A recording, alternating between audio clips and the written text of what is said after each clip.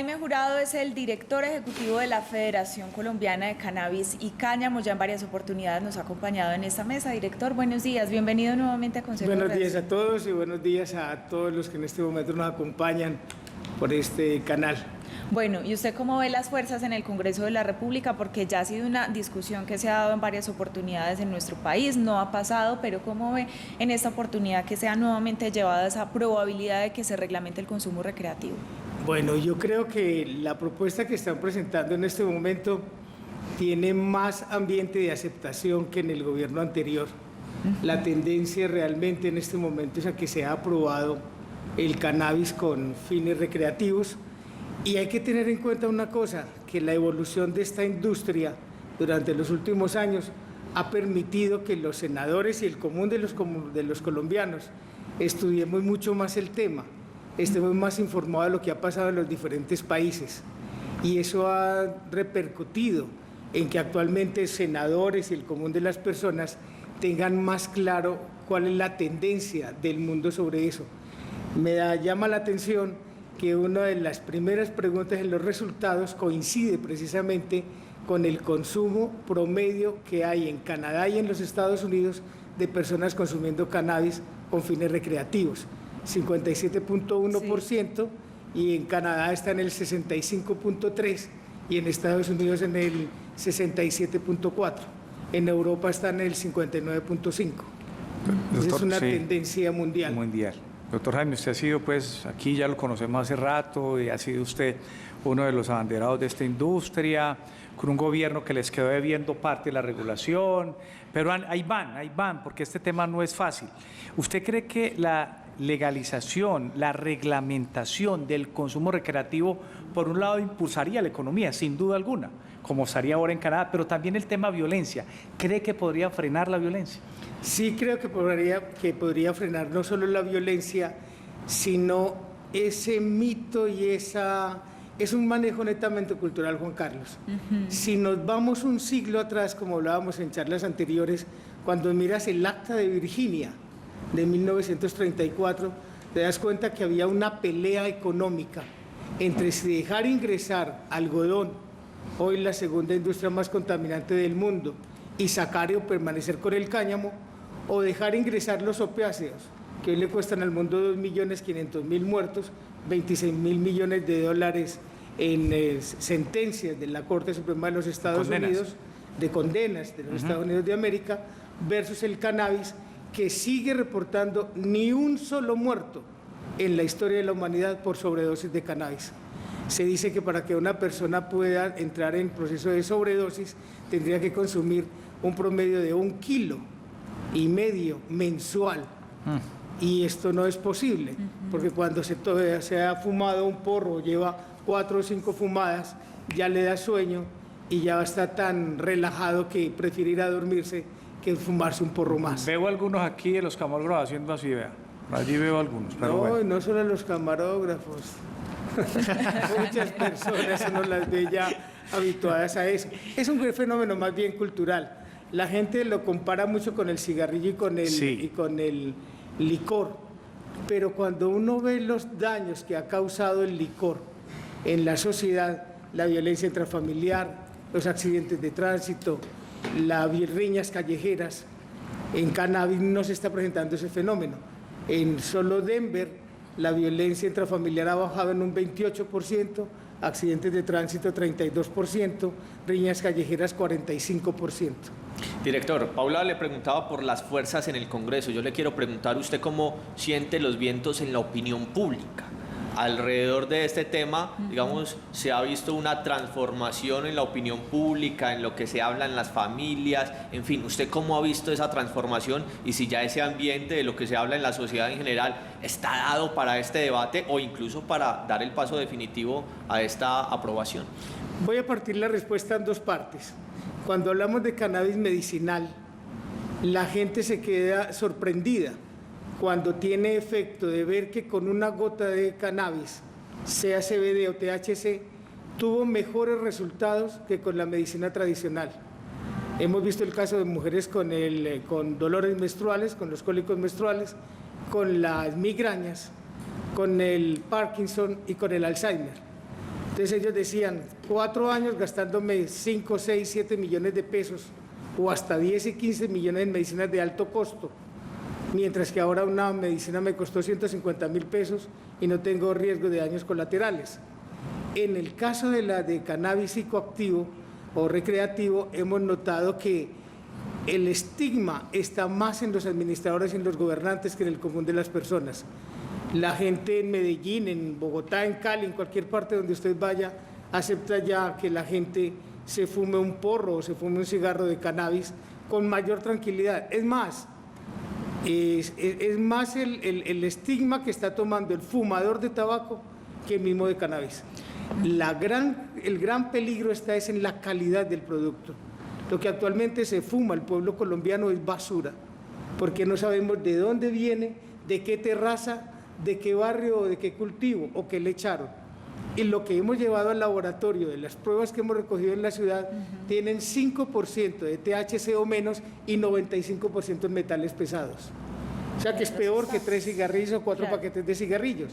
Y cannabis para uso recreativo, tanto como para el farmacéutico y el cosmético, exige es de alta calidad y es 100% orgánico. Producir cannabis psicoactivo o no psicoactivo, con cualquiera que sea el fin, es de alto costo, no es un producto barato. Director, dentro de las respuestas de quienes se oponen a la reglamentación del uso de cannabis de forma recreativa está el tema de los menores de edad, de los niños, de los adolescentes, el consumo que puede iniciar con cannabis pero luego pasar a otras sustancias. ¿Usted cómo ve, si tenemos realmente la fuerza en campañas de prevención? Mire, las campañas de prevención en Colombia, yo he dicho que se han convertido en una burla para la misma ley. Piensan que campañas de prevención son 2 conferencias de un maestro, 3 conferencias del gobernador o del ministro de turno y una conferencia de un especialista en toxicología. No, eso no se llama prevención. Prevención es un estudio completo y permanente de un mapeo de cómo va la salud de los jóvenes, cómo va la salud de los ancianos, cómo va la salud de la gente, cómo va la calidad de vida. Le voy a dar un dato bien curioso. El 60% de los jóvenes que consumen cannabis, mayores de 18 años y menores de 22, lo consumen por estrés, porque sienten que no tienen futuro, porque no saben dónde van a estudiar, porque no saben qué van a trabajar y no saben qué van a hacer por la calidad de vida que están llevando sus familias. Colombia sigue siendo el segundo país del mundo, de América, mayor consumidor de licor en menores de 14 años de edad. Y por muchos años fue el primer puesto. ¿Qué política preventiva hemos puesto con el cigarrillo o con el alcohol en los últimos 15 años? Le doy el beneficio de la duda, en los últimos 2 gobiernos. Ninguno. Pero eso sería sumarle otro componente. Al contrario, la persona que fuma cannabis no bebe. Ellos tienen una frase muy interesante. Y él nunca se traba una rasca o nunca se rasca una traba. A ver, despacio, a ver si ya le entiendo.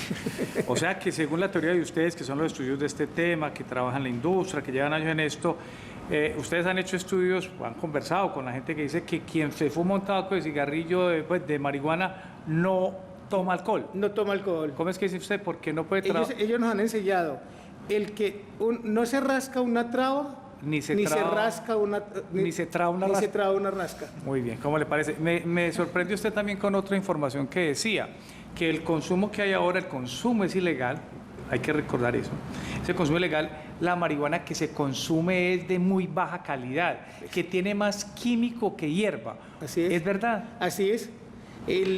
Los cultivos ilícitos que hay actualmente les echan triple X. ¿Qué? Le echan una cantidad de pesticidas y de productos que no son óptimos para la calidad del cannabis.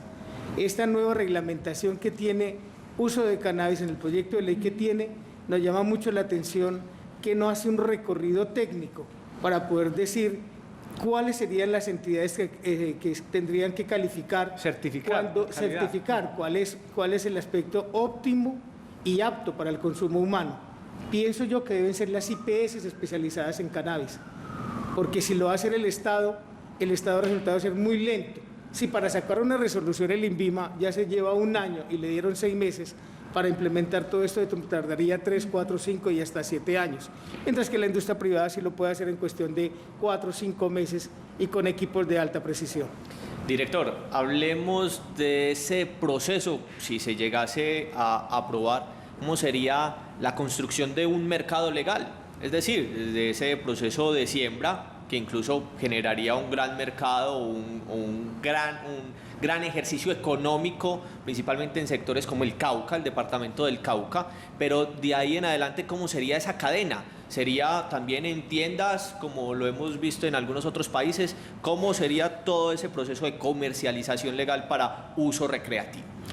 En el proyecto de ley que han presentado, hemos encontrado varias similitudes, haciendo un manejo de derecho comparado de lo que han hecho en otros países versus lo que piensa hacer en Colombia.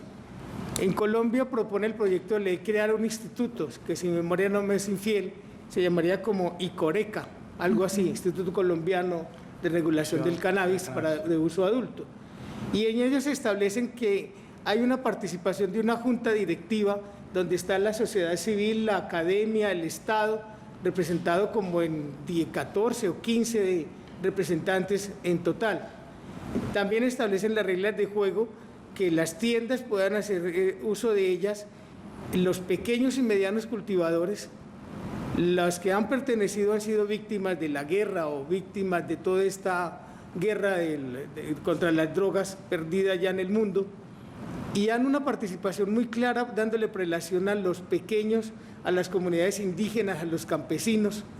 Hablan también de la creación de grupos que quieran hacer uso del autocultivo mediante asociaciones, digámoslo así, de hecho o de carácter privado, que puedan consumirlo con tranquilidad donde tengan ese autocultivo. Tiene muchas similitudes con muchas partes, con muchos países, pero me parece que en el debate que se vaya a dar tanto el ponente elegido como en las plenarias de Senado y Cámara van a tener demasiados ajustes, demasiados recortes para poder definir con claridad cuáles son las reglas de juego. Lo que sí es claro es que en el manejo de la generación de riqueza para el país, no solo en el manejo de empleo y de formalización del campo, si hacemos un cálculo sencillo, con la tabla de multiplicar del 1, y teniendo en cuenta que Colombia tiene 50.000 hectáreas sembradas de cannabis en la zona del Cauca, en la zona del Nariño y algunas partes aisladas de Colombia, solamente calculando sobre 10.000 hectáreas y que dejen 100 pesos de ganancia por cada gramo y que a eso le saquemos el IVA del 19%, estaríamos hablando que Colombia produciría 1 billón de pesos al año solo en impuestos. ¿Cómo le parece? Calculándolo sobre 100 pesos, un IVA del 19%, que creo que el Estado está en la obligación de aumentar un poquito más para tener un trabajo más interesante en el país. Y teniendo en cuenta que lo hemos castigado de 50.000 hectáreas a 10.000, y lo hemos castigado de 1.500, 2.000 o 3.000 pesos o de $1 a 100 pesos de ganancia. Pero eso también le puede representar costos al sistema de salud, ¿no? En temas de salud pública. Es que también hay que mirar la ecuación. Tienes toda la completa, razón. ¿cierto? Bueno, director, pues le agradecemos esta mañana habernos acompañado. Esperamos entonces lo que vaya a pasar en el Congreso de la República y por supuesto contar con su opinión tan valiosa. Jaime Jurado, director ejecutivo de la Federación Colombiana de Cannabis y Cáñamo. A ustedes muchas gracias. Y antes de terminar, si bien se tiene que hacer esa evaluación en cannabis, hay que hacerla en alcohol y en cigarrillo, que tienen la misma comparación. Muchas gracias, Gracias a todos director. ustedes.